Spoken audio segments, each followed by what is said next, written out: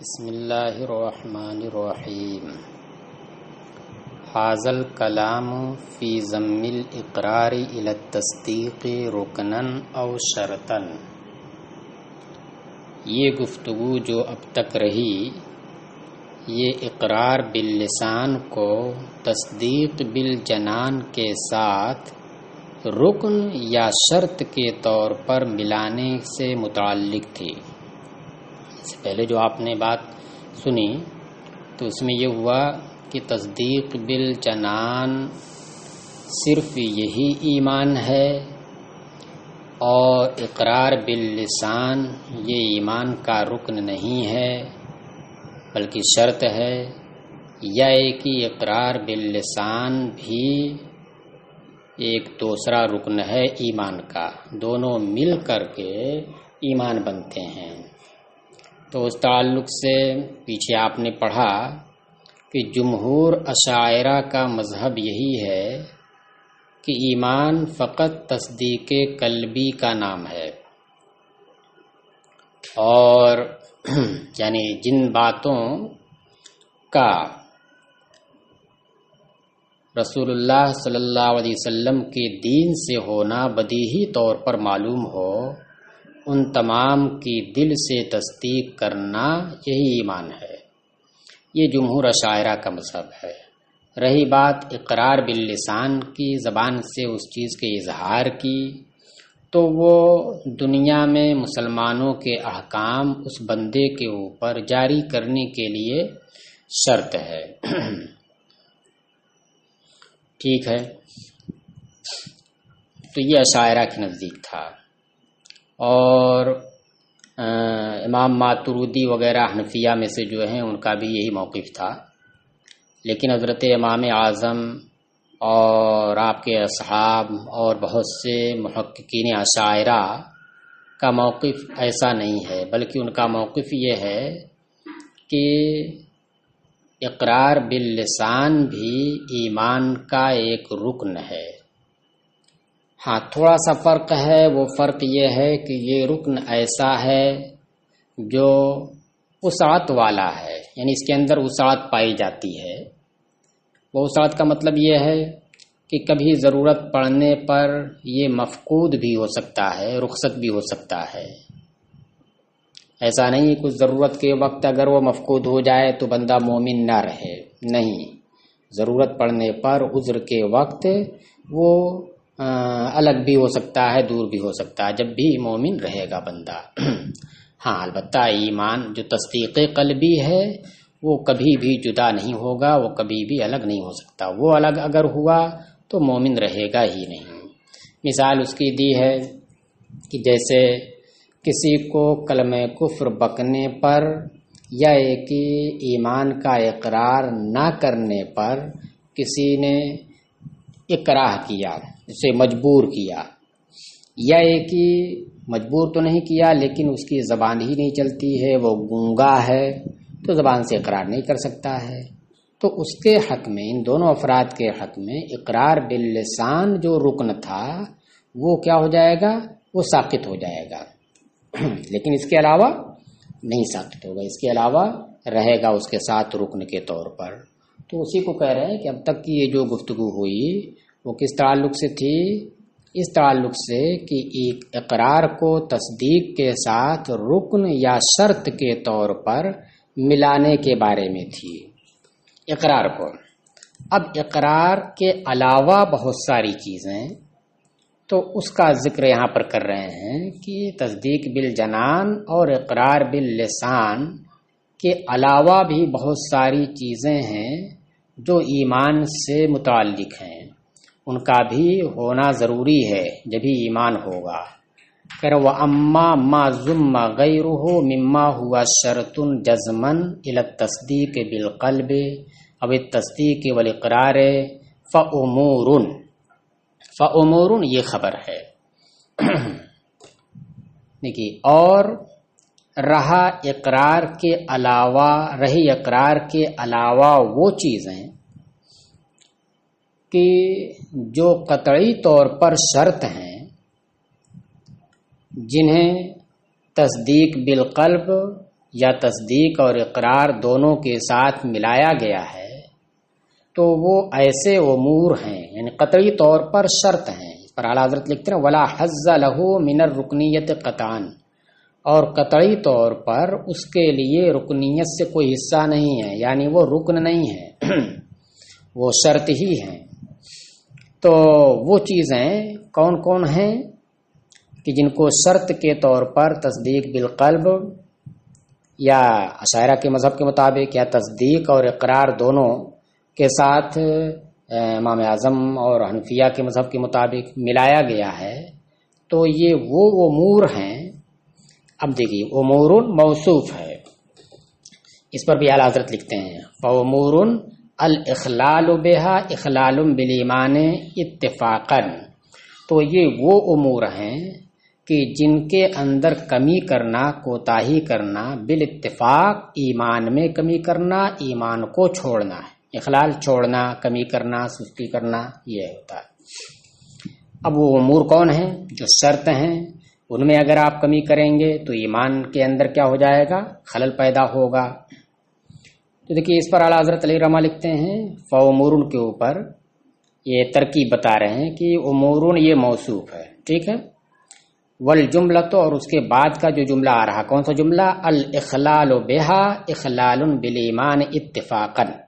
الاخلال بہا مبتدا اور اخلال بالایمان اتفاقا یہ خبر، مبتدا خبر سے مل کر کے جملہ ہوا۔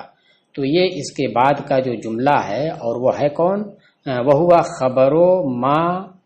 فی قولہ ما ذم، اور یہ موصوف ہے اور اس کے بعد کا جو جملہ ہے وہ جملہ صفت ہے۔ وہ جملہ کیا ہے؟ اس کی صفت ہے۔ وہ جملہ ہم نے بتا دیا الاخلال بہا اخلال بالایمان اتفاقا، اور پھر اس کے بعد یہ موصوف صفت سے مل کر کے، یعنی امور موصوف، الاخلال بہا اخلال بالایمان اتفاقا صفت، موصوف صفت سے مل کر کے خبر ما، یہ ما کی خبر ہے۔ کہاں پر ما ہے؟ فی قولہ ما ذم، ماتن کے قول ما ذم میں جو ما ہے اس کی خبر ہے، ٹھیک ہے، ترجمہ اسی حساب سے ہوا۔ اب وہ امور ہیں کیا جو قطعی طور پر، یقینی طور پر شرط ہی ہیں، رکنیت سے کوئی ان کا تعلق نہیں ہے، اور شرط ہی کے طور پر تصدیق بالقلب یا تصدیق اور اقرار دونوں کے ساتھ ملایا گیا ہے۔ تو وہ امور کون کون ہیں؟ کترک السجود للصنم، جیسے کہ بت کو سجدہ نہ کرنا، یعنی نہ کرنا، یہ ہو گیا کون سا؟ ایسا امر جو تصدیق بالقلب کے ساتھ شرط کے طور پر یہ جڑا ہوا ہے کہ اگر اس کو آپ چھوڑیں گے، یعنی ترک سجدہ کو چھوڑنے کا مطلب کیا ہوا؟ فعل سجدہ کرنا، سجدہ کرنا، تو پھر ایمان ختم ہو جائے گا۔ کترک السجود للصنم، جیسے کہ بت کو سجدہ نہ کرنا، اسی السجود کے اوپر عطف ہے، وقتل نبی، اور کسی نبی کو قتل نہ کرنا، والاستخفاف بہ، اور کسی نبی کو ہلکا نہ جاننا، سب میں ترک لگائیے گا، والاستخفاف بالمصحف وبالکعبۃ، اور مصحف شریف قرآن شریف کو اور کعبہ مقدسہ کو ہلکا نہ جاننا، اس کی بے عزتی نہ کرنا، وقضا مخالفت ما اجمع علیہ من امور الدین بعد العلم بانہ مجمع علیہ، اور اسی طریقے سے یہاں پر بھی دیکھیے ترک لائیے گا، اور اسی طریقے سے اس اجماعی امر دینی کی مخالفت نہ کرنا، اس میں ہٹا دیجیے، کسی بھی اجماعی امر دینی کی مخالفت نہ کرنا، یہ جان لینے کے بعد کہ یہ اجماعی ہے، بعد الایمان بانہ مجمع علیہ ہے۔ لفظ ترجمہ اس طرح سے ہو جائے گا، اسی طریقے سے اس چیز کی مخالفت نہ کرنا جس پر اجماع کیا گیا ہے دین کے کاموں، دین کی چیزوں میں سے، باتوں میں سے، یہ جان لینے کے بعد کہ وہ اجماعی ہے، مجمع علیہ ہے، کوئی بھی چیز جو مجمع علیہ جس پر اجماع ہے اور امور دین میں سے ہے، اس کی مخالفت نہ کرنا بھی یہ ایمان کی شرط میں سے ہے۔ وقید بما، تو صرف کیا ہوا کہ بس یہ معلوم ہو جائے کہ یہ اجماعی ہے اور امر دینی میں سے ہے، تو اس کی مخالفت نہ کرنا۔ وقید بما، اس کے علاوہ اور کوئی شرط نہیں ہے۔ وقید بما اذا کان فیہ نص، اور یہ قید بھی، اس قید کے ساتھ بھی اسے مقید کیا گیا، اس کو مجمع علیہ کو، کہ اس وقت جب کہ اس میں کوئی نص بھی ہو، یعنی اس اجماعی امر جو ہے اس میں کوئی نص بھی وارد ہو، اس قید کے ساتھ بھی مقید کیا گیا ہے۔ وَيَشْتَرِكُ فِي مَعْرِفَتِهِ الْخَاصُ وَالْعَامُ، اور اس کے جاننے میں، اس کی معرفت میں خاص اور عام سبھی لوگ شریک ہوں، یعنی سب لوگ جانتے ہوں یہ جو ہے امر دینی ہے اور یہ اجماعی ہے۔ اور پھر یہ بھی ضروری ہے، قید لگائی گئی ہے کہ اس کے بارے میں نص بھی ہو۔ اب دیکھیے نص کی جب بات آ گئی تو اس پر اعلیٰ حضرت علیہ الرحمہ یہ لکھتے ہیں، سب سے پہلے تو یہ بتا رہے ہیں قیدہ کے اوپر کہ قید لگائی گئی ہے۔ یہ قید کس نے لگائی ہے؟ تو کہہ رہے ہیں المقید بہ الامام النووی قدس سرہ، اس کے ساتھ قید لگانے والے وہ امام نووی قدس سرہ، انہوں نے یہ قید لگائی کہ اس میں نص بھی ہو، جو اجماعی امر ہے اس میں نص بھی ہو اور اس پر لوگوں نے اجماع کیا ہو کہ یہ فرض ہے، یہ ضروری ہے۔ اچھا، پھر اس کے بعد کیا کہا کہ اذا کان فی، ایک تو یہ بات واضح کر دیا کہ یہ قید کس نے لگائی ہے، پھر قید کیا لگی ہے، اس میں نص بھی ہو۔ اب اس کے اوپر کلام کر رہے ہیں، پوری تفصیل ذکر کر رہے ہیں کہ جس میں یہ ثابت کر رہے ہیں کہ دیکھیے یہاں پر دو موقف ہے حنفیہ کے، لیکن دونوں میں سے کسی میں بھی اس بات کی رعایت نہیں کی گئی ہے کہ اس اجماعی امر جس کی مخالفت کرنے کی وجہ سے بندہ مومن نہیں رہ جائے گا، تو اس میں کسی نے کسی قول کے مطابق نص کے ہونے کی شرط نہیں لگائی گئی ہے، بس صرف یہ شرط لگی ہے کہ وہ چیز قطعی طور پر ہو، قطعی چیز ہو، اور ثابت ہونے کے اعتبار سے بھی اور دلالت کے اعتبار سے بھی، کہ جو آپ کہہ رہے ہیں کہ وہ قطعی طور پر ثابت بھی ہو کہ ہاں یہ ثابت ہے، اور وہی ثابت ہو جو آپ کہہ رہے ہیں تو یہ دکھائیں گے کہ اس میں کوئی وہ نہیں، بس یہ ہے کہ وہ قطعی ہو اور پھر مجمع علیہ ہو، اور مجمع علیہ ہونا یہ قطعی ہو، یعنی اس کا اجماع اس کے بارے میں جو ہے وہ اجماع قطعی ہو۔ قطعی دو طریقے سے، ایک تو یہ کہ نقل کے اعتبار سے کہ اب تک ہم تک جو اس کے بارے میں اجماع نقل ہوتا آیا ہے کہ لوگ کہتے چلے آئے ہیں کہ اس کے بارے میں اجماع ہے، اس کے بارے میں اجماع ہے، ایسا ماننا لازم ہے، تو یہ ثبوت ہم تک نقل ہونے کے اعتبار سے یہ قطعی ہو، یعنی تواتر کے ساتھ وہ اجماع ہم تک پہنچا ہوا ہو۔ اور پھر دوسری چیز یہ کہ دلالت کے اعتبار سے بھی قطعی ہو، یعنی جو مفہوم ہم بتا رہے ہیں اجماع اسی کے اوپر ہو، یہ نہیں کہ اجماع کسی عام معنی پر ہو اور اس معنی کے تحت یہ نہ آتا ہو اور آپ یہ کہہ دیں کہ نہیں اسی مفہوم پر اجماع ہے، حالانکہ جب دیکھا جائے تو پتہ چلا کہ اس پر اجماع نہیں، قطعی اس کے اوپر اس کی دلالت قطعی طور پر نہیں ہو رہی ہے۔ تو دو چیزیں ہوتی ہیں، ایک ہے قطعی الثبوت اور ایک ہے قطعی الدلالت۔ قطعی الثبوت جیسے قرآن کا نقطہ یہ قطعی الثبوت ہے، ہر نقطہ ثابت ہونے کے اعتبار سے قطعی ہے، کسی کے بارے میں آپ شبہ نہیں کر سکتے کہ یہ اللہ کی جانب سے نہیں ہے، قرآن یہ نقطہ جو ہے کلام اللہ سے نہیں ہے، ہر نقطہ کلام اللہ سے ہونا قطعی طور پر ثابت ہے۔ اب رہی بات کسی آیت کی کسی معنی کے اوپر دلالت، جو معنی آپ لے رہے ہیں اس کے اوپر اس کی دلالت بھی قطعی ہے یا ظنی ہے، تو اگر قطعی دلالت بھی ہو کہ جو معنی وہاں پر ہو رہا ہے وہی معنی اس سے سمجھا جا رہا، اس کے علاوہ کوئی دوسرے معنی پر اس کی دلالت نہیں ہوتی ہے، تو اب کہا جائے گا کہ یہ معنی جو زیر بحث ہے وہ معنی اس آیت کا قطعی الدلالت ہے، یہ آیت کریمہ اس معنی کے اوپر قطعی الدلالت ہے۔ تو دیکھیے کیا کہا کہ بس یہ ہے کہ ہر اجماعی چیز، ہر قطعی چیز کا اگر کوئی انکار کرے گا، اس کی مخالفت کرے گا تو اس کی تکفیر کی جائے گی، چاہے وہ مجمع علیہ ہو یا غیر مجمع علیہ ہو، لیکن قطعی طور پر وہ ثابت ہو، لوگوں سے منتقل ہوتا ہوا ہم تک اس کا فرض ہونا پہنچا ہو، تو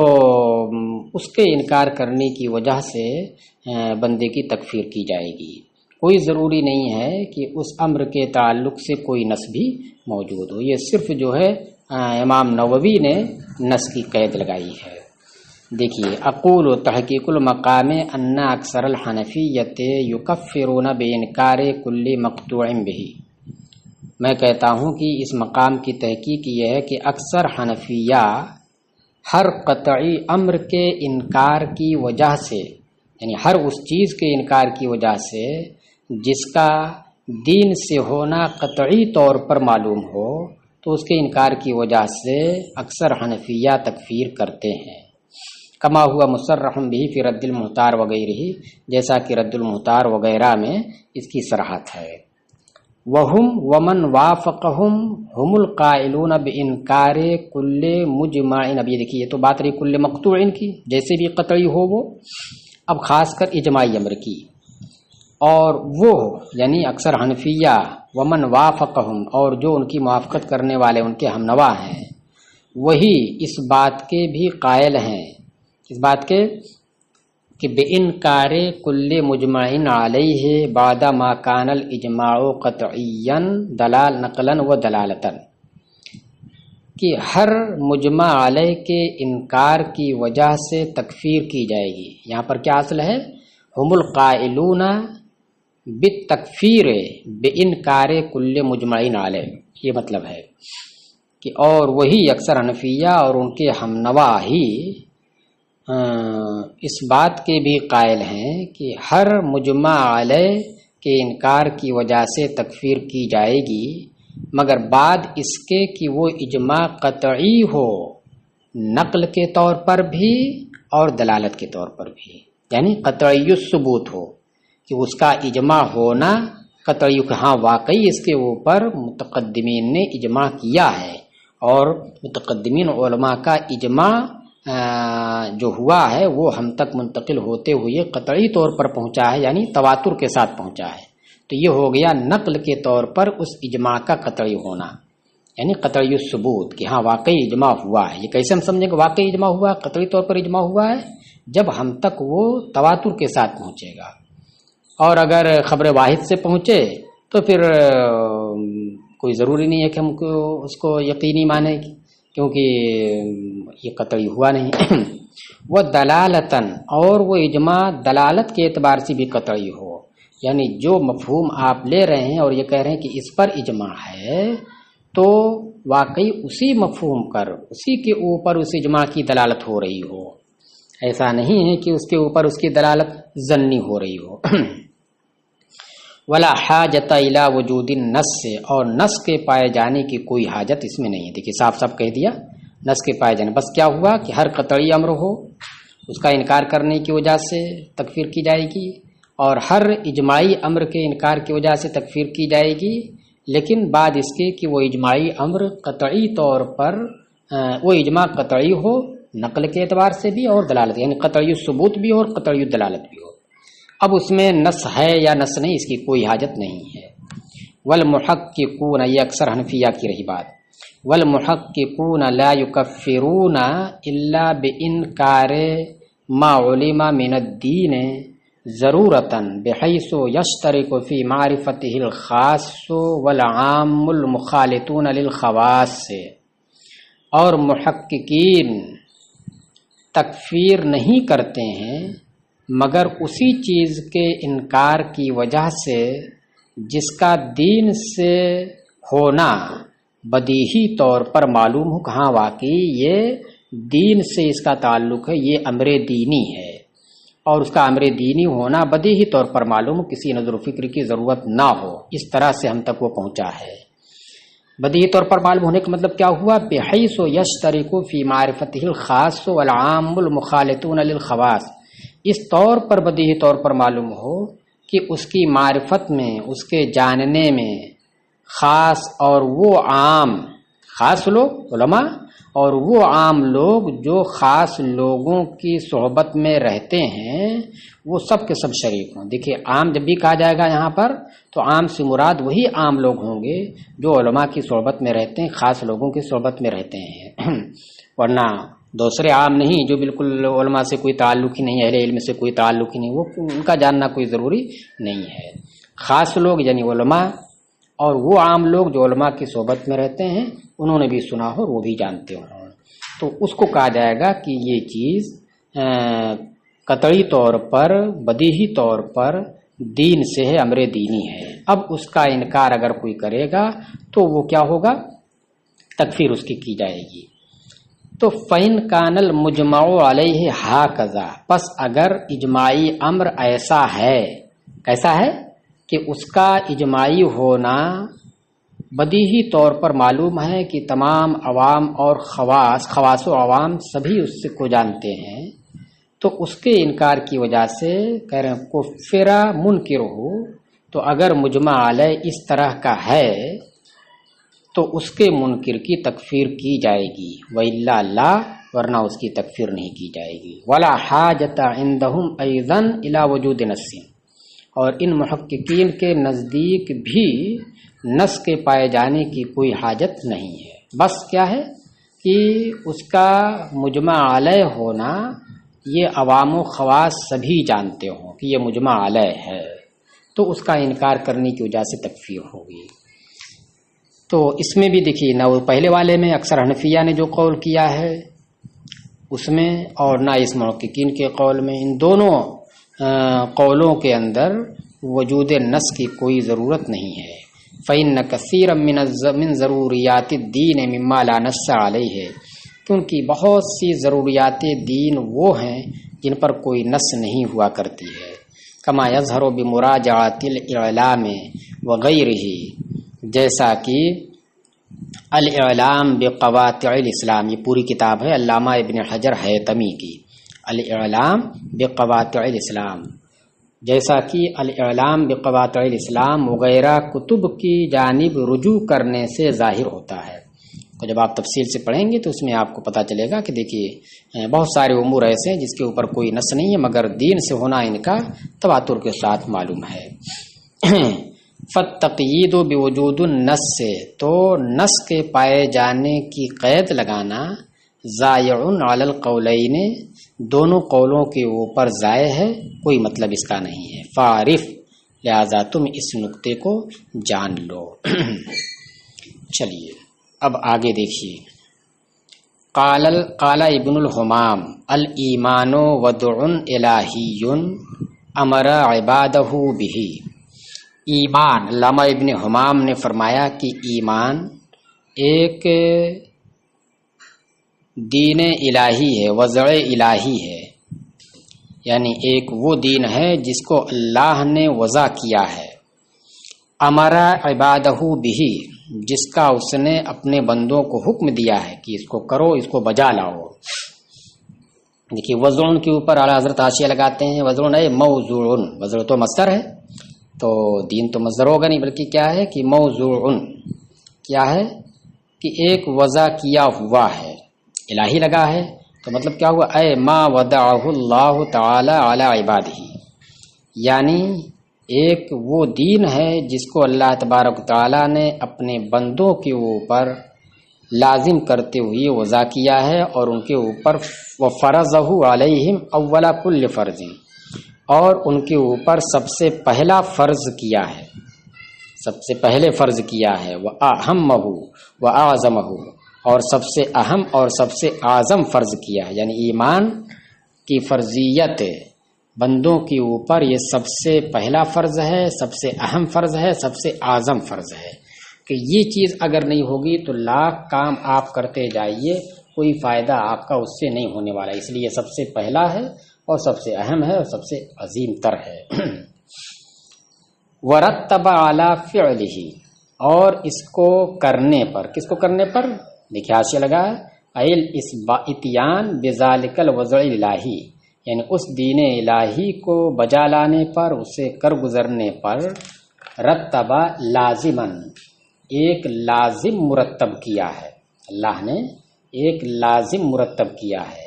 لازم کا مطلب کیا ہوا؟ حاشیہ پڑھیے، اے لازمن للعبد غیر منفکن عنہ ابداً، یعنی ایسی جزا مرتب کی ہے جو بندے کے لیے لازم، اللہ کے اوپر لازم نہیں ہے، بندے کے لیے لازم ہے اور بندے سے کبھی بھی جدا نہ ہونے والی ہے۔ اور وہ کیا ہے؟ ایمان کے اوپر، وضع الہی کے ادا کرنے کے اوپر جو لازم اللہ نے کی ہے، مرتب کی ہے، وہ ثواب اللہ تعالیٰ، اور وہ اللہ تعالیٰ کی جانب سے ثواب ہے، بدلہ دینا ہے۔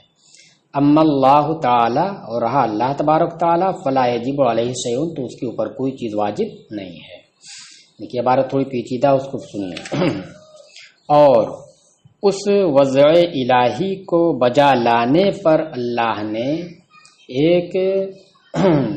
لازم کو مرتب کیا ہے جو بندے کے لیے لازم رہے گا، جدا اس سے نہیں ہوگا، اور وہ اللہ کا ثواب ہے۔ ہوا ما یشاء من خیر بلا انقضاء، یہ لازم کیا ہے؟ یہ وہ خیر ہے، من یہ بیان ہے ماں کا، اس کو ترجمے میں لائیے، اور وہ لازم وہ خیر ہے جسے اللہ چاہے بغیر ختم ہوئے، بلا انقضاء، انقضاء من ختم ہونا، بغیر ختم ہوئے، یعنی وہ خیر ہے جو ختم نہ ہونے والا ہے، جو اللہ چاہے گا۔ اور وہ خیر کیا ہے؟ تو حاشیہ ہے نمبر 1، وہوا سعادت الابد، وہ ہمیشہ کی نیک بختی ہے۔ ایمان کی وجہ سے بندہ ہمیشہ نیک بخت رہے گا۔ وعلی ترکہ ضدہ بلا انقضاء، اس کا بھی عطف کس کے اوپر ہے؟ اسی پہلے والے اعلی فعل ہی کے اوپر۔ اور اس وضع الہی کے ترک کے اوپر کہ اگر کوئی ترک کرتا ہے تو اس پر اللہ نے بغیر ختم ہوئے، یعنی نہ ختم ہونے والی اس کی ضد مرتب فرمائی ہے، نہ ختم ہونے والی اس کی ضد مرتب فرمائی ہے۔ کس کی ضد؟ اسی خیر کی، جو خیر مرتب فرمایا ہے بندے کے لیے لازم کر کے اس دین الہی کو بجا لانے پر، تو اسی کی ضد مرتب فرمائی ہے کس کے اوپر؟ اس کے بجا نہ لانے پر، ترک کرنے پر۔ ضدہ کیا چیز مرتب فرمائی؟ اس کی ضد، یعنی ہوا شقاوت الابد، ہمیشہ کی بدبختی۔ اگر ایمان نہیں ہے تو ہمیشہ بدبخت رہے گا آخرت میں۔ وہذا لازم الکفر، اور یہ جو ضد ہے یعنی ہمیشہ کی بدبختی، یہ شرعی طور پر کفر کو لازم ہے۔ دیکھیے کوئی کفر کرے تو کفر کی وجہ سے ہمیشہ بدبخت ہونا، جہنم میں ہمیشہ رہنا، یہ کیا ہے؟ یہ کفر کے لیے لازم ہے۔ لیکن یہ کفر کے لیے لازم ہونا، یہ سزا، یہ شرعاً ہے، یعنی اس کا لزوم عقلاً نہیں ہے بلکہ شرعاً ہے۔ دیکھیے عقلاً نہ ہونے کا مطلب کیا ہوا؟ کہ اگر عقلاً لازم ہوتی یہ سزا کفر کے لیے، تو اس کا مطلب یہ ہوا کہ اللہ کے اوپر لازم ہے کہ وہ سزا دے، ضروری طور پر سزا دے، حالانکہ اللہ کے اوپر کوئی چیز لازم نہیں ہے۔ تو عقلاً لازم ہونے کا مطلب یہ ہوا کہ کوئی اگر کفر کرے اور اس کفر کی وجہ سے ہمیشہ جہنم میں داخل کرنا، ہمیشہ کی بدبختی سے اس کو دوچار کرنا، یہ اگر عقلی طور پر لازم ہوتا تو اب اس میں اللہ کو اختیار نہیں رہتا، اس میں اللہ کو اختیار نہیں رہتا، بلکہ کیا ہو جاتا کہ اللہ کے اوپر لازم ہو جاتا کہ وہ ضرور اس کو کرے، کیونکہ عقلی طور پر یہ لازم ہے۔ تو اسی کو کہہ رہے ہیں کہ شرعاً یہ کفر کے لیے لازم ہے، عقلی طور پر لازم، کیونکہ اللہ کے اوپر کوئی چیز لازم نہیں ہے۔ اور عقلی طور پر لازم ہونے کا مطلب کیا ہوا؟ کہ اللہ پر وہ چیز لازم ہو جائے۔ ہاں شرعی طور پر لازم ہے، کیونکہ اللہ نے یہ کہا ہے کہ جو کفر کرے گا تو اس کو ہمیشہ ہمیشہ ہم جہنم میں داخل کریں گے، تو اس لیے شرعاً ہے۔ دیکھیے اب اس شرعاً کے اوپر حاشیہ لگے ہاتھ پڑھتے چلے جائیے، اے لا عقلاً، یعنی عقلاً نہیں شرعاً ہے، خلافاً للمعتزلہ، پر خلاف معتزلہ کے، کما تقدمہ جیسا کہ اس سے پہلے پیچھے گزرا اس کا، جہاں پر آیا ہے کفر اور ایمان کی بات آئی ہے، اور کافر کو جہنم میں داخل کرنا، مومن کو جنت میں داخل کرنا، تو وہاں پر ان لوگوں نے کہا ہے کہ کفر چونکہ یہ عقلی طور پر قبیح ہے، لہٰذا اس کفر کی جو سزا ہے وہ عقلی طور پر اس کفر کے لیے لازم ہے، اور جب کفر کے لیے عقلی طور پر لازم ہے تو اللہ تبارک تعالیٰ اسے جہنم ہی میں داخل کرے گا، لازم ہے اس کے اوپر جہنم میں سے نہ نکالے، یہ نہیں کر سکتا۔ چلیے، تو یہ بتایا خلافاً للمعتزلہ کما تقدم، وَكَأَنَّهُ لَمْ يَذْكُرْ مِثْلَهُ فِي الْإِيمَانِ۔ اچھا دیکھیے، ایمان کی جب بات آئی ہے کہ لازماً ہوا ما یشاء من خیر بلا انقضاء، تو وہاں پر یہ نہیں کہا کہ یہ جو جزا ہے، خیر ہے، یہ ایمان کے لیے شرعاً لازم ہے۔ تو کہہ رہے ہیں کہ وہ کہا ہوا گویا کہ علامہ ابن حمام نے اسی کی مثل بات ایمان میں نہیں ذکر کی ہے۔ کیوں؟ ہمارے ائمہ ماتریدیہ کے اختلاف کی وجہ سے۔ وَإِن كَانَ هُوَ مَائِلًا فِيهِ إِلَى الْأَشَاعِرَةِ، اگرچہ وہ اس معاملے میں اشاعرہ کی جانب مائل ہیں، یعنی وہ یہ مانتے ہیں کہ اگر کوئی مومن ہو ایمان لائے تو پھر اس ایمان لانے والے کو ہمیشہ کی نیک بختی دینا یہ شرعاً لازم ہے، لیکن ہمارے ائمہ ماتریدیہ کہتے ہیں کہ شرعاً لازم نہیں ہے۔ کسی اختلاف کی وجہ سے اس میں یہ قید نہیں لگائی، حالانکہ خود ان کا موقف ہے کہ نہیں، وہی ہے جو اشاعرہ کا ہے۔ چلیے، وَالتصدیق علی سبیل القطع بما اخبر به النبی صلی اللہ علیہ وسلم من انفراد اللہ تعالی بالالوہیت وغیرہ من مفہومہ، اور قطعی طور پر ان تمام باتوں کی تصدیق کرنا جس کی خبر نبی صلی اللہ علیہ وسلم نے دی ہے، یعنی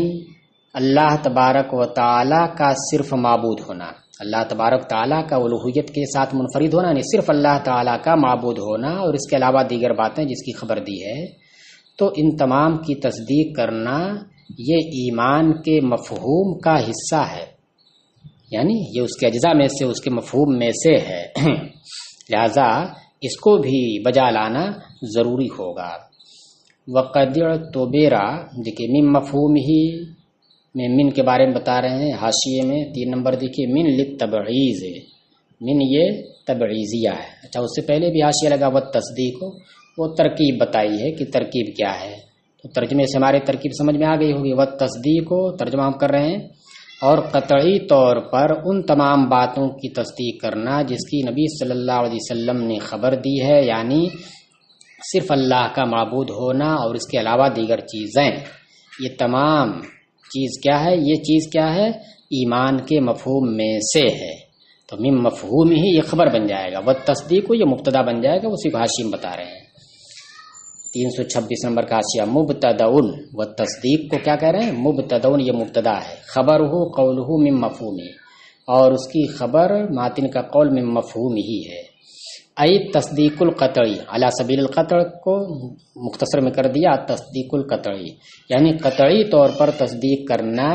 بکل ما جاء بہ النبی صلی اللہ علیہ وسلم، ان تمام باتوں کی جو نبی صلی اللہ علیہ وسلم لے کر کے آئے ہیں، بعض من مفہوم الایمان و جزء منہ، یہ ایمان کے مفہوم کا بعض ہے اور اس کا جز ہے اور حصہ ہے۔ وہذا ترجیح منہ لقول الحنفیۃ برکنیت الاقرار، دیکھیے، اور یہ علامہ ابن حمام کا اس طرح سے کہنا یہ کیا ہے، ان کی جانب سے حنفیہ کے اس قول کی ترجیح دینا ہے کہ اقرار یہ ایمان کا رکن ہے، اقرار کیا ہے، یہ ایمان کا رکن ہے اور یہ اجرائے احکام کے لیے شرط نہیں ہے۔ وقد رجحہ فی المسایرۃ بوجوہ، اور علامہ ابن حمام نے اس قول کو ترجیح دی ہے مختلف طریقوں سے اپنی کتاب المسایرہ میں، المسایرہ ان کی کتاب ہے، اس میں جو ہے اس قول کی ترجیح دی ہے مختلف طریقوں سے، مختلف وجوہ سے، اس کی وجہیں بتائی ہیں، دلیلیں اس کی بتائی ہیں اس کے اندر۔ تو دیکھیے کیا بتایا کہ یہ بھی کیا ہے، ایمان کے مفہوم کا ایک جز ہے، تو اس کا مطلب کیا ہوا کہ یہ شرط نہیں بلکہ یہ اس کے اجزاء میں سے اس کا ایک جز ہے، رکن ہے۔ وقد اعتبر فی ترتب لازم الفعل وجود امور अदमुहा मुरत्तब व ज़िद्दी, बात वही है जो इससे पहले बिल्कुल शुरू में बताई है। नहीं, देखिए फ़अमूरुन अल इख़लाल बिहा इख़लालुम बिल ईमान इत्तिफ़ाक़न, और फिर मिसालें दी है, तो वही चीज़ें ऐसी वो भी है, बस उन्होंने अपने अंदाज में बयान किया है। और लाजिम फ़ेल के मुरत्तब होने में, लाजिम फ़ेल क्या है? वही फ़ेल यानी फ़ेल वज़अ इलाही, अल इतियानो बिल वज़अ इलाही, कि अल्लाह ने जो दीन वज़ा किया है उस दीन को बजा लाने में जो जज़ा लाजिम है, उसके लिए जो जज़ा लाजिम है और जिसके जो मुरत्तब होती है, तो उसी को कह रहे हैं कि और लाजिम फ़ेल यानी दीन को बजा लाने के ऊपर जो जज़ा होती है, लाजिम होती है बंदे के लिए, जो उससे जुदा नहीं हो सकती, वो हमेशा की नेकबख्ती है। तो उस लाजिम के मुरत्तब होने में वजूद उमूरिन, ऐसे उमूर का मौजूद होना मोतबर है। ऐसे सिर्फ जो है ये नहीं कि तस्दीक बिल कल्ब कर दिया, इकरार बिल लिसान कर दिया तो हो जाए, नहीं, उसके अलावा ऐसे उमूर का मौजूद होना भी मोतबर है, जब भी वो जज़ा उसे मिलेगी। कैसे उमूर? कि अदमुहा, कि जिन उमूर का ना होना, कि जिन उमूर का ना होना, तर्क कर देना, मुरत्तब ज़िद्दी, ये उस लाजिम फ़ेल यानी सवाब की ज़िद यानी इक़ाब कि मुरत्तब होने की जगह है, मुरत्तब होने का महल है। मतलब ऐसे उमूर का पाया जाना ज़रूरी है हमेशा की नेकबख्ती के मुरत्तब होने में, कि अगर उन उमूर को अंजाम न दिया जाए तो फिर उस लाजिम फ़ेल यानी सवाब की जो ज़िद है हमेशा की बदबख्ती, वो मुरत्तब हो जाएगी। कताज़ीमिल्लाहि, जैसे कि अल्लाह ताला की ताज़ीम ज़रूरी है। आप ठीक है मान रहे हैं सब कुछ, लेकिन अल्लाह की ताज़ीम नहीं कर रहे हैं, उसकी तौहीन कर रहे हैं, ताज़ीम बजा नहीं ला रहे हैं, तो फिर ऐसी सूरत में सवाब के बजाय इक़ाब मुरत्तब हो जाएगा। व ताज़ीम अंबियाही व कुतुबिही व बैतिहिल मुहर्रम, और अल्लाह के अंबिया, उसकी किताबें और उसके मुक़द्दस घर की ताज़ीम, ये भी क्या है? ज़रूरी है। इनमें से किसी एक की ताज़ीम अगर नहीं करेंगे तो फिर वो सवाब मुरत्तब नहीं होगा बल्कि अज़ाब मुरत्तब होगा। वक़तर की सुजूद लिस्सनम व नहविही, और जैसे कि बुत वगैरह को सजदा ना करना, यानी इसका तर्क पाया जाना चाहिए। अगर तर्क का आदम पाया गया तो तर्क का आदम का मतलब क्या हुआ? सजदा करना पाया गया, तो फिर इक़ाब मुरत्तब होगा। वकल इस्तिस्लाम इला कबूल अवामिरही व नवाहीही अल्लज़ी हुवा मानल इस्लाम, और जैसे कि अल्लाह के तमाम अवामिर व नवाही को कबूल करने के सामने सरे तस्लीम खम कर देना, यानी उसे कबूल कर लेना। अल्लज़ी हुवा मानल इस्लाम, जो कि इस्लाम का माना है। कौन इस्लाम का? वही अल इस्तिस्लाम, अवामिर और नवाही को कबूल करने के सामने, उसके सामने अपने सर तस्लीम को खम कर देना, यही इस्लाम का माना है। असलमा माने सर को झुका देना।